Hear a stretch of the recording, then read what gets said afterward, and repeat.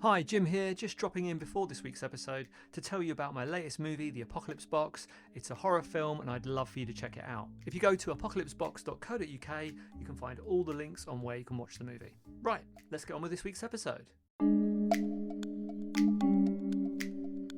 Hi, Jim here, and you're listening to the Honest Filmmaker podcast. Career advice from people in the business. This week, I'm speaking to actor and director Dzifa Mallet. Dzifa decided he wanted to move into acting, so made a short film and then later decided to make it into his first feature film, The Remedy for a Broken Heart.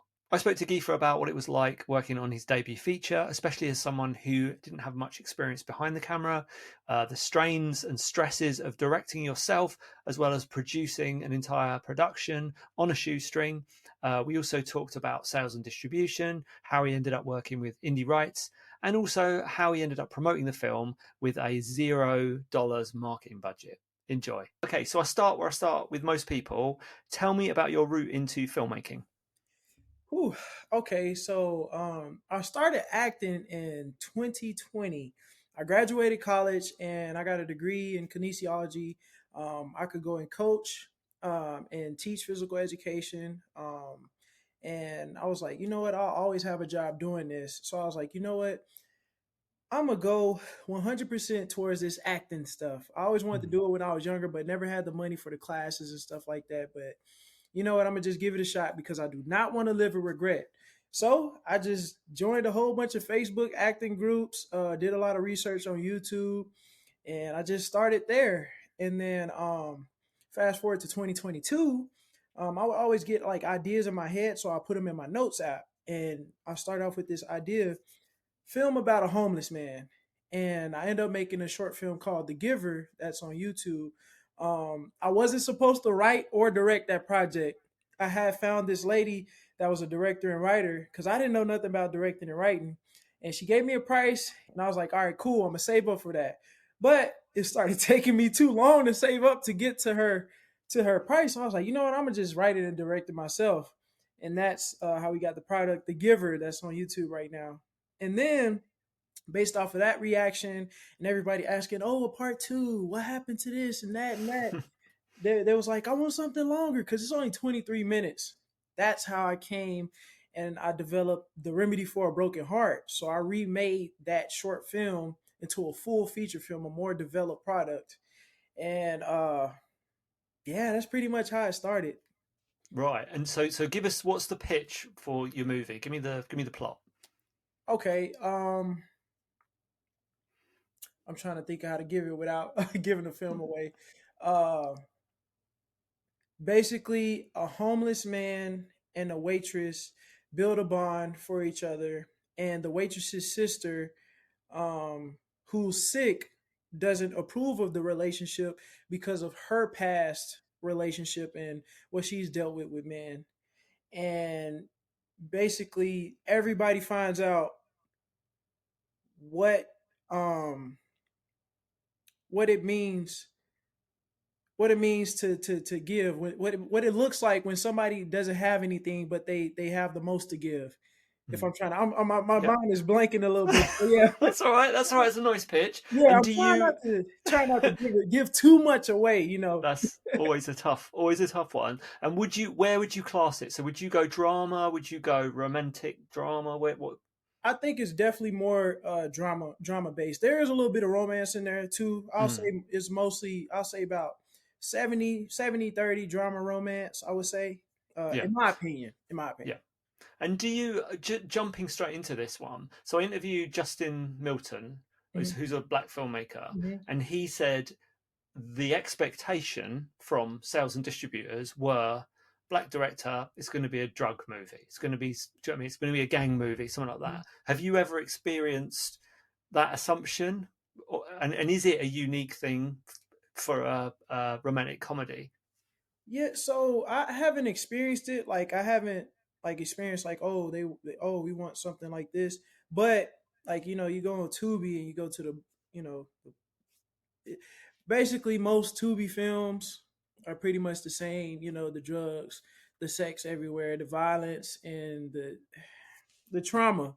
You know, Mm, so I just wanted to make something different, to be honest. And it's you can make more money, doing that, just following. But I feel like I'm separating myself earlier.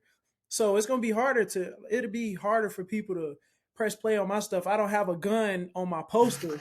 That's what Yeah, attracts people, when they click, yeah, oh, this looks good. Somebody holding a gun, yeah, most of those, but that's something that they do to get people to click on that stuff because they're going to make more money, and stuff like that. But me, I'm like, you know what? I'm going to separate myself. I just wanted to show black women in a better light. I was raised mm, by black women, so I'm not gonna have black women getting beat up, slapped, uh, sexually assaulted, depicted as strippers and dumb and just stuff like that. I wanted to uplift black women and black men also, and you can show conflict, but I want to show us overcoming that conflict. So I didn't yeah, want to get put in this box, especially on Tubi. So yeah, yeah. And so you directed the film and wrote it. yes, sir. Yeah. What's that like? And something I'd struggle with, not being an actor, how do you know when you're any good? How can you separate yourself and go, oh, that one was good and that wasn't good? As far as the film, or as far as like what I'm writing, like I scenes. guess when you're actually on set, you're on location, you've done a scene, Mhm. do you just go, right, that felt good, or I'm sticking with that one, or do you know what I mean? How do you critique yourself? Oh, I critique myself because I'm very hard on myself. Anybody that asks you that's been on myself, they know like I'm very, very hard on myself. I'm the most. I'm harder on myself than I am on anybody else, and because I expect the best from myself.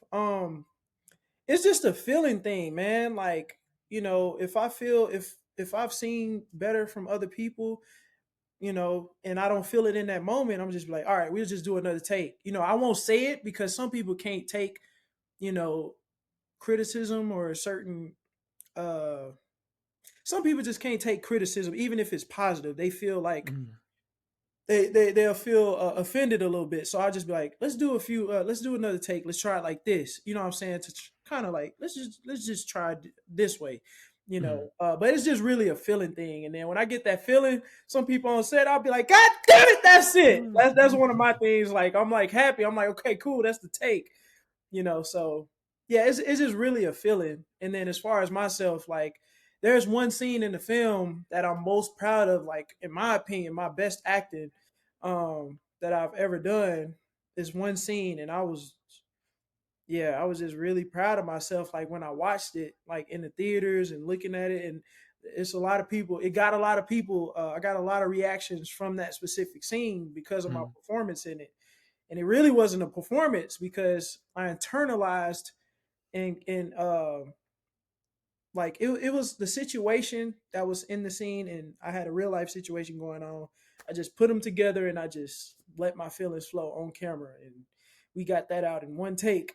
So that must have been a good feeling.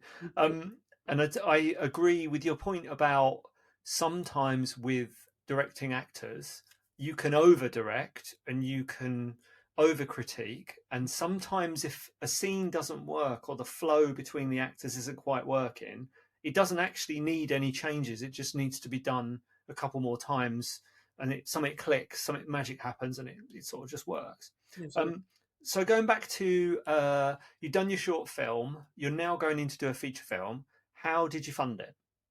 So a lot of well, I saved a lot of money myself, and also I had help from my my late aunt now.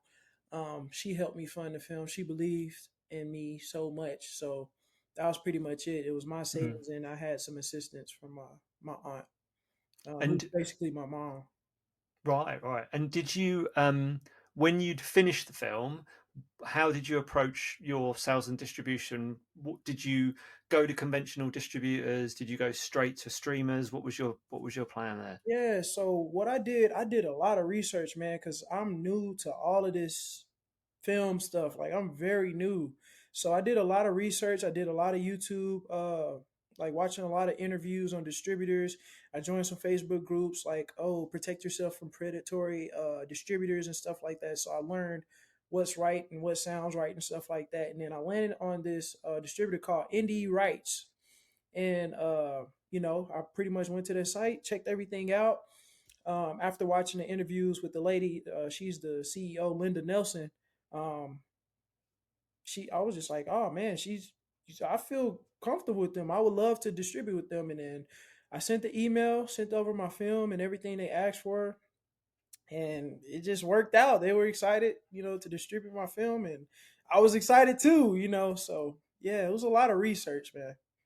Right. Well, I think you've done well there to avoid, because there are a lot of predators out there, and having uh, the one I've just done is my maybe seventh or eighth film, and Mhm. we've never had an easy ride with sales and distribution. Our latest film is with Indie Rights as well, Oh, and so far so good, positive experience. So you've lucked out there by landing on your feet with a good one straight away.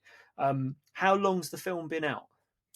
uh, it came out. It's crazy. It was the day of my aunt's funeral. It came. Had just got back. I checked my email, and it was August 30th. So it was pretty much. It's been 3 months now, 3 months. a little over 3 months. Um, so yeah. Mm. And did she get a chance to see the film before it was finished? Yes, yes, yes. We had a premiere back in April. Right. April. She was very excited. She was in the film too. So I always, I had to put her in the film, and she was in my other short film too. So Mm. had a little cameo, have something we'll always have forever. So Mm. Oh, yeah. that's lovely. And with the film coming out, how do you approach marketing? How do you approach promoting the film? So I have a $0 marketing budget. Me too, yeah. Yeah. I So know what that's like. yeah, man. So all I did was I was just like Facebook heavy. Facebook had been my biggest blessing, joining all those Facebook groups and best, they have like best Tubi movies. We love Tubi. All of the groups where they watch Tubi movies and stuff like that. I got a lot of support from that. Um, I reached out to a lot of TikTok reviewers who review movies and stuff. I hit them up, and I got a few people. I had one TikTok that blew up about my movie. It had like 500 some thousand views, so that was good. Um, but what else? It did pretty decent on Instagram, but Facebook, I think Mm. Facebook, I got a lot of new fans on Facebook. So uh yeah. And right now I just got like another short trailer. I'm finna start. I say I got a little money saved, so I'm finna do some paid advertising on social media like Instagram and Facebook again, of course. Because I kind of know who my target audience is women 30 and up. Right. My biggest Okay. audience is women 30, like late 20s to the 30s on up. That's my biggest supporter. So yeah, I'm gonna Mm. make sure I keep doing what I can to keep them happy, man. Keep marketing to them. And what was I going to ask you? So, looking back on it now, your film's out now. If you could go back in time and sort of give yourself some advice, what would you say to you just starting your project? Oh man. I'm trying to think of where to start. I would say do better with having minimal locations. I had a bunch of locations. We've literally filmed in like 7, 8 cities. I had too many locations, which made me go over budget. You know what I'm saying? So I would say reducing the amount of locations that I have, or keeping them all like in within the same city, same area. That'll help me save some money. Communicating better. Um, I'm a first time filmmaker, and I'm also somebody that struggles asking for help.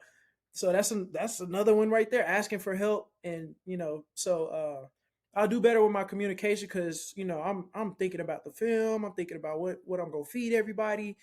So I forget to tell people, oh snap, oh I needed you on set today, or I needed this, or we're filming this scene, we switched this up. So I'll do better with my communication. And just having more hands on set, like taking more of a load off of me, so I could focus more on my performance, or focus more on other people's performance, and talking to my cinematographer and stuff like that. Just being able to think more clearly, and just being more of a director instead of being a, I don't know. Sometimes I felt like a babysitter that's babysitting 200 people sometimes, but yeah. So, um, yeah, for sure. I definitely go back and just like, hey, ask for help. Ask for help, Jifa. There's a Mhm. lot of people that want to help you, so, and stop just trying to carry this super load, So yeah, I would say those things, for those three things for sure. Yeah. And did you have a producer, or were you producing everything yourself? Oh yeah, that was all me. Yeah, Yeah, that so was, that was all that's me. tough. That is tough because Yeah. not only are you splitting yourself as a director, actor, having to Mhm. worry about all the machinery, and like you say, I couldn't do that. That would just completely ruin me. So yeah, get yourself a producer. That'd be my advice Yeah. for the next one. Um, and then I was going to ask you some of my fun questions, which would be: have you got a motto? Have you got a mantra, anything like that? It's just really, hey, I don't live with regret.